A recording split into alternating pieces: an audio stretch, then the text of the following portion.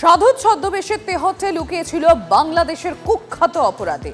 নদিয়া তেহট্টের বালিউড়া পূর্বপাড়া থেকে তাকে গ্রেফতার করেছে এসটিএফ। তাকে তেহট্ট মহকুমা আদালতে পেশ করা হয়। হাসেম আলী মল্লিকের গ্রেফতারি মনে করিয়ে দিয়েছে অক্ষয় কুমারের বিখ্যাত জলি এলএলবির একটি দৃশ্য। হাসেম আলী মল্লিক কি জলি এলএলবি দেখেছিল?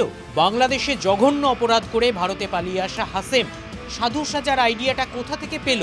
কিন্তু সাধু সেজেও তো সুরাহা হলো না।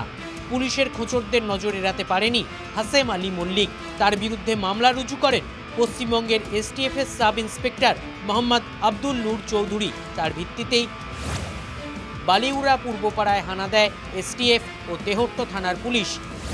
ছদ্মবেশী হাসেম আলী মল্লিকের ভুয়ো পরিচয় ফাঁস হয়ে যায়। হাসেম আলী মল্লিক স্বীকার করে নেয় সে আসলে বাংলাদেশি।